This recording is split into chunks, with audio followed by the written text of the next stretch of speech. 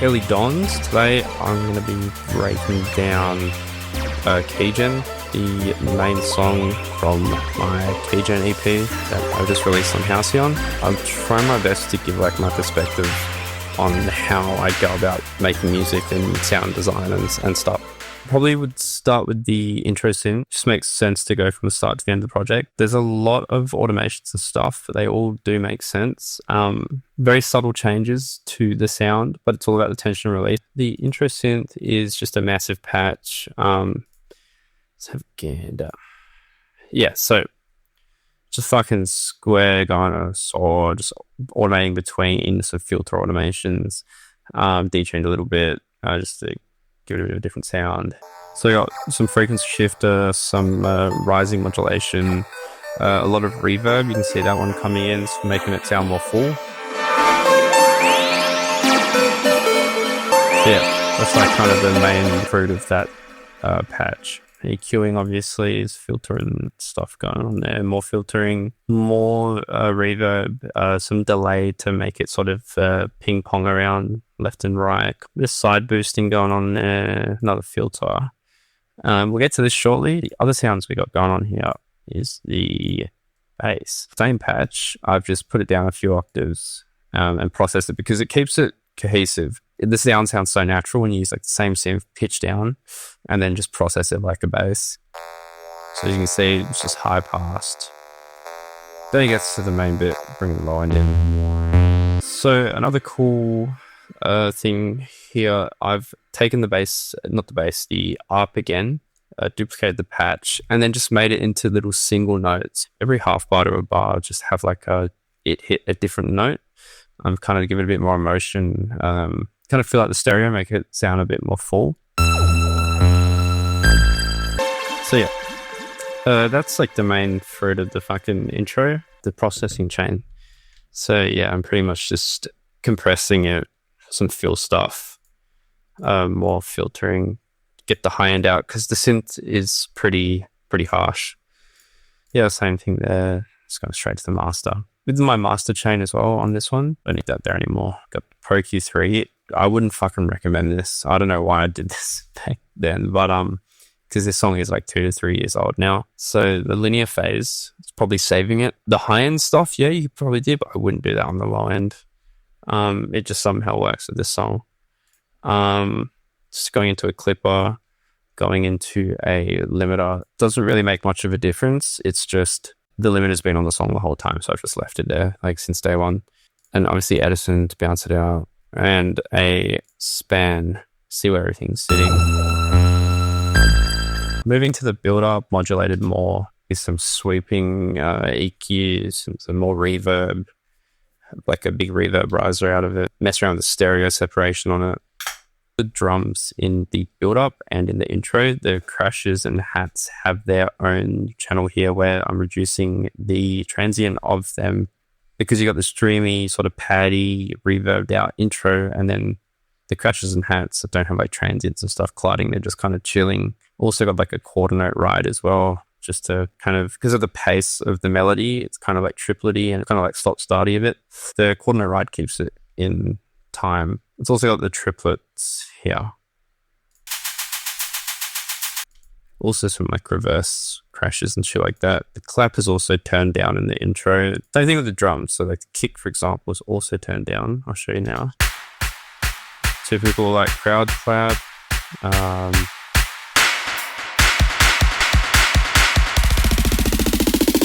I'm also using a different kick. Having that plus then turning it down and having like a thumpy kick come in on the drop, like it adds so much more impact to the drop, especially when you do a little dip in the master right before the drop.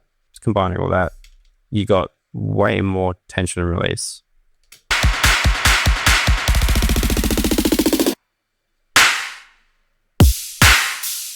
The drums are just boosted like 1.5 dB and then going into a soft clipper. All the drums are added to that. There's like reverse kicks and stuff as well. I also just hell fucked with like the kicks just like dropping in volume as the snare roll just kind of builds in. Then you're also like getting rid of some of that low end, saving that for the drop. Again, more impact.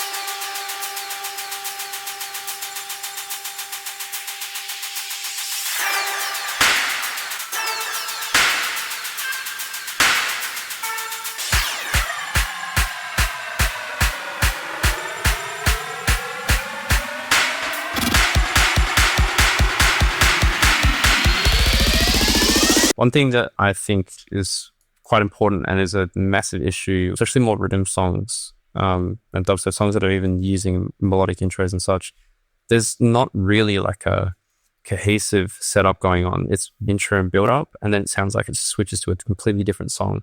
So one of my workarounds for that is grabbing parts of the intro synths, of the ARPs, pads and stuff, and scatter them throughout the drop in fills behind the synth, and the song will sound so much more like a song.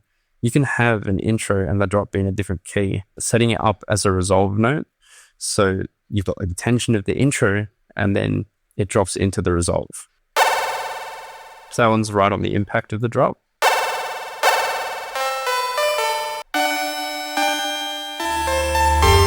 Okay, so this is the ugly part of the song right here, production wise. So as I've already mentioned, the project is a massive mess. It's kind of just like, I do kind of thrive off the chaos sometimes.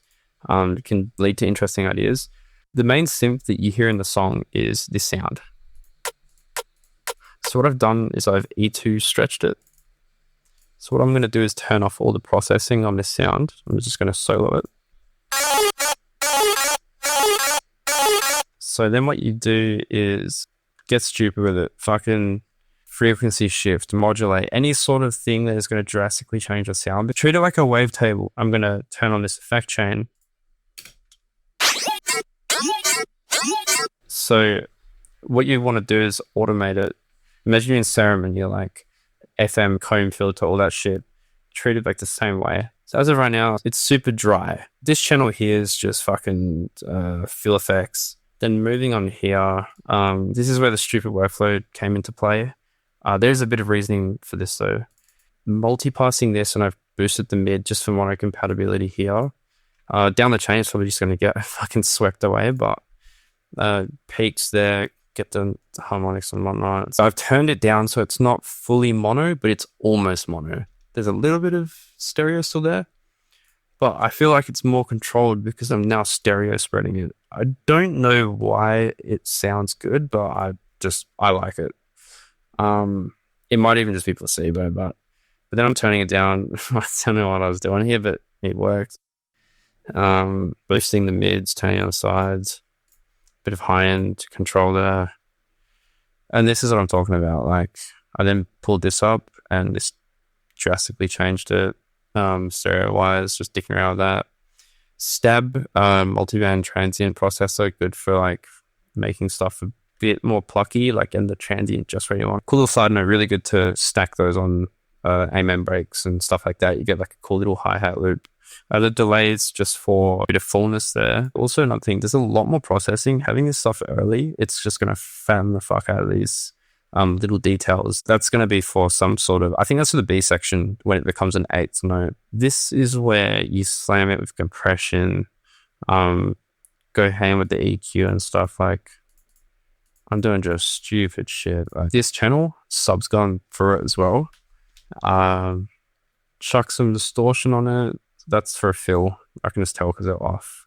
Frequency splitting this, only affecting the low end. Very controlled way with subs is actually multipassing subs. You can have a lot of fun with them, even turning them into synths. So here where it says sub again, this whole channel is just the low end. More fucking distortion, EQing. I don't know why that's there. More EQ. Yeah. So this is what I'm talking about. If you want to try dragging the high end up to like fucking over 10 dB on the sub, give it a crack. It might sound good. And there you go. That's on the sub again, on the same chain. And there's two of them. And there you go.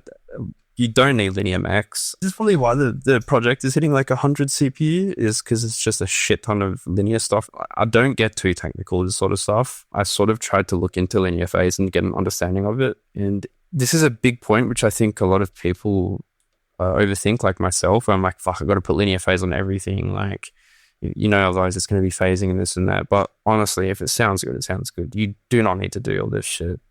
There are cases where it will help, but like, if it sounds good, it sounds good. And yeah, the sub then routes back into this OTT. So now if I turn that all on,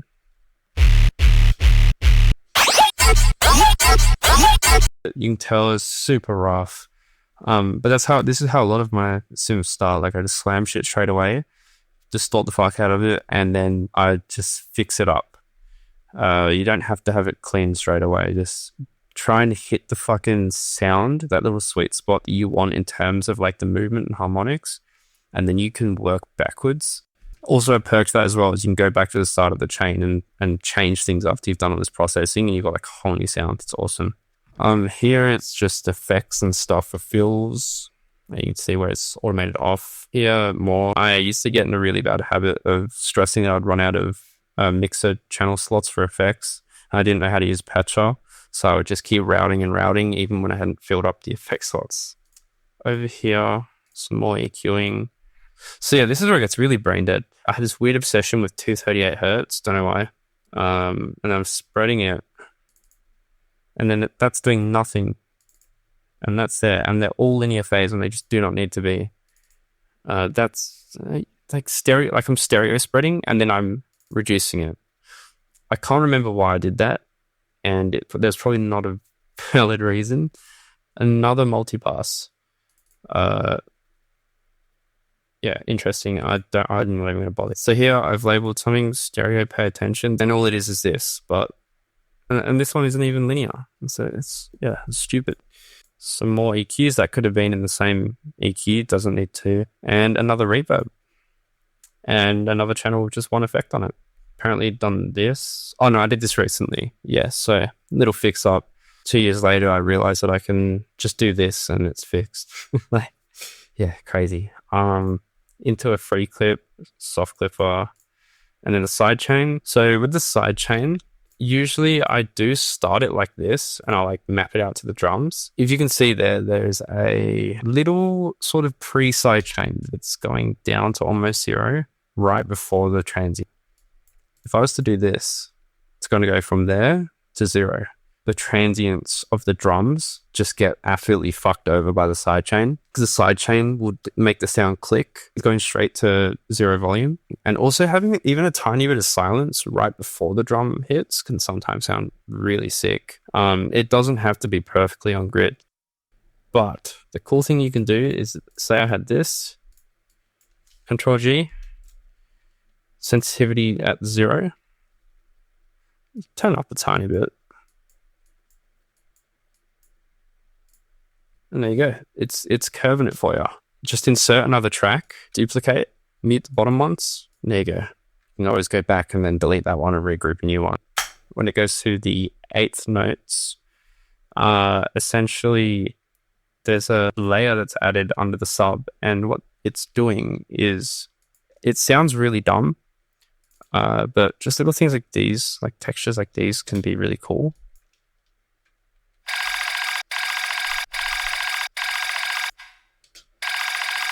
So it sounds really out of place, but like when it's played in context. Also another thing, the switch and everything is the same sound still. I do have a habit of working with one sound in a song and just processing it continuously for like the switch. So what I've done here is I've just processed and modulated the synth from the A section, made some variety and put in an eighth note flow.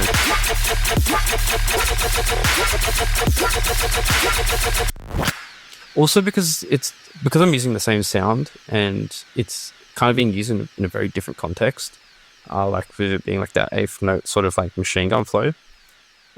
It kind of does also explain a lot of the EQs that I was showing before. Now that I think about it, the project is a massive fucking mess, but it all does, if I was to turn these all off, it would sound really bad. And then finally, for the second half of the song, ended off with an effector just granulating the fucking synth down into the intro being reverb out slowly into a new melody to keep it interesting.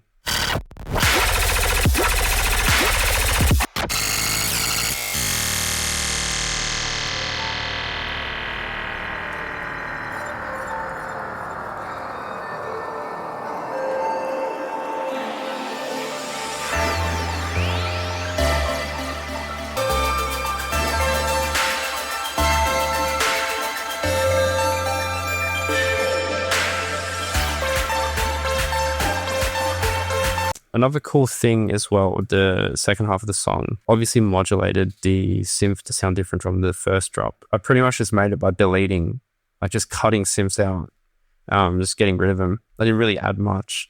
And I also think another thing too is like sometimes you don't really need to add stuff to make variety.